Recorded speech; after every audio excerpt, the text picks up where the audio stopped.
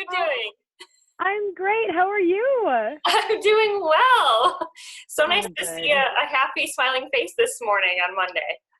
You know, we have to smile and look at the bright side in the midst of all of this craziness and how it's changed our lives so much.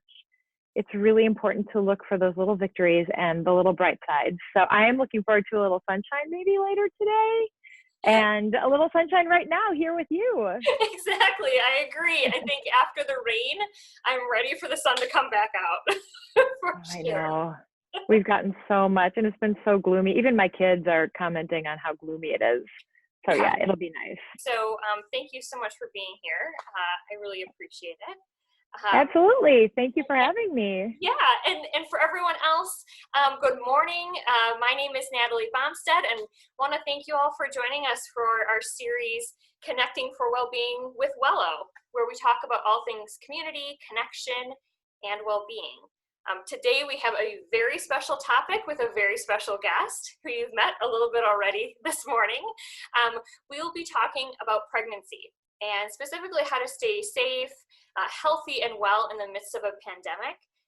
This topic for me is especially personal as I will soon be entering into my third trimester of my first, with my first child, and so seems very relevant for many people across our community, but also know that I am personally invested in this kind of topic right here and now. So to navigate us through this topic, I am just absolutely thrilled to introduce you to Dr. Kristin Lyerly from Women's Care of Wisconsin. So Dr. Lyerly, thank you for joining us here today. Oh, thank you so much for having me and for giving me the opportunity to talk with you.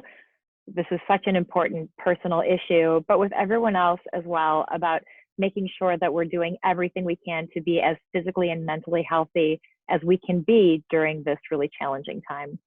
Absolutely. And so to kind of start us off, how are you doing, Dr. Lyerly, during this time? It has been really crazy. So personally, I am recovering from knee surgery. So I'm not out in the trenches, but I am very involved with the American College of Obstetricians and Gynecologists, and I do a lot of work with social media. And so I'm connecting with my colleagues all across the country every day. And I am hearing so much stress and concern. Here in Wisconsin, we're really not seeing it, but my colleagues out on the East Coast are telling me stories that are just truly unbelievable. So I'm very concerned about what they're dealing with and supporting them emotionally, and also supporting my colleagues here so that they can deliver the best possible care in Wisconsin and in the region. If we're healthy, we do a better job supporting and sharing information with you guys. And to be perfectly honest, there's a lot of information that's out there that we just don't know. It's based on, limited. I mean, this has only been happening since December in China, so we don't have a lot of great evidence. So a lot of what we're advising people is just based on our experience. We don't have this great evidence-based body of knowledge. So we're learning as you're learning. And I think the most important thing that we can do together as patients and doctors and nurses and members of a community is to keep talking to each other and stay up to date and try to keep our anxiety at bay and keep moving forward. Yeah, absolutely. And I think you bring up a lot of really great points, because if you are expecting out there right now, like I am, and are subscribed to a number of different email listservs, the information seems to be changing daily. And to your point, Dr. Lyerly, that we don't have a large body of evidence to really say for certain at this point what some of these effects are. And so I think during a time when we're already stressed and anxious, this kind of compounds those factors. So, with that, with many expectant mothers, whether they're new or experienced, they have a lot of questions right now. So in your expert, opinion, what does the latest science tell us? Or, what are some of the insights that you could share that you would want people to know? We don't think that the coronavirus affects pregnant women any differently than anyone else. And this is different than the last big influenza outbreak that we had, the H1N1 outbreak, which was in 2013. So pregnant women should use the same precautions. And I know this advertising is all over the place, but wash your hands, 20 seconds, soap and water. Stay home if you can. Don't put yourself in situations where you're around other people. This is highly contagious. Don't touch your face. Those simple things can really make a huge difference. There's a lot we don't know about how the coronavirus is transmitted, but we don't believe that it's transmitted from mother to fetus. So we do believe that if you are pregnant, you won't be giving your baby the virus. And I think those are two actually really important bright spots for pregnant women. If you think that you are getting sick, for pregnant women, it's been a little bit different. A lot of people have been concerned about fever as the presenting symptom. For pregnant women, it's been more of a malaise, a cough, maybe a change in smell or taste. Call your doctor. Don't go to the emergency department. Don't go rushing to one of the urgent testing sites because they may not be able to test you. Call your doctor first, and they will help walk you through what the next best step is. Again, I can't emphasize enough how important communication is going to be as things continue to evolve. Mm-hmm. Absolutely.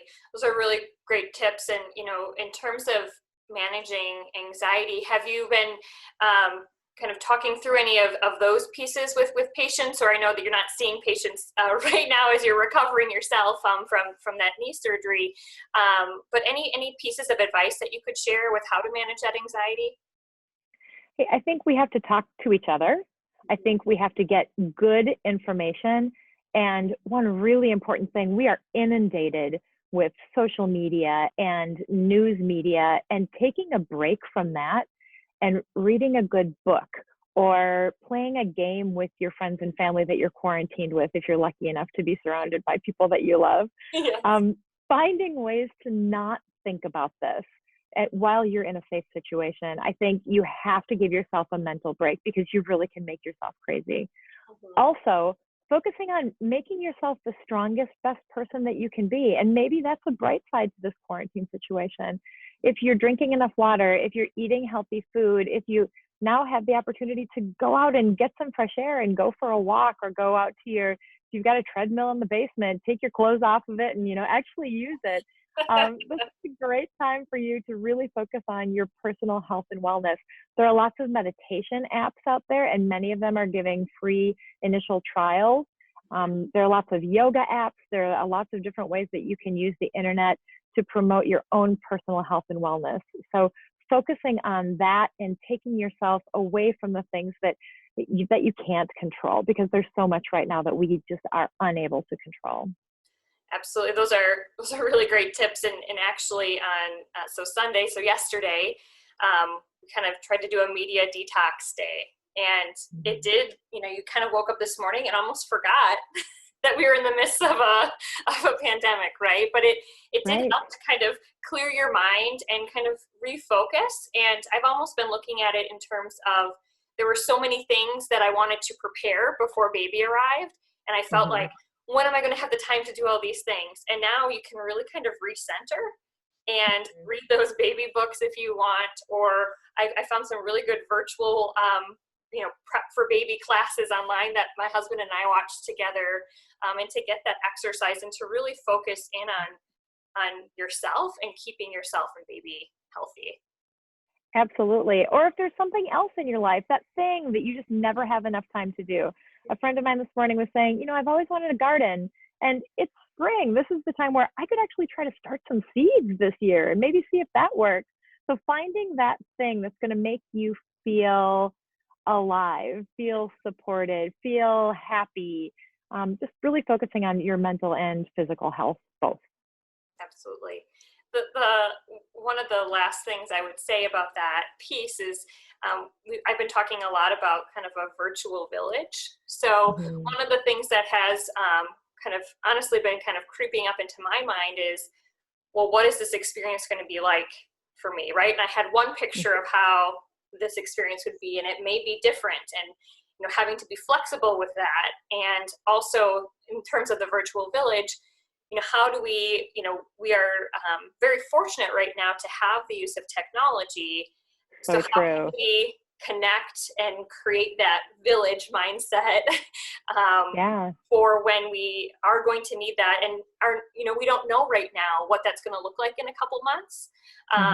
And so to kind of create that support network virtually now as well. Right. Well, let's be honest, we're not going to go back to the old ways.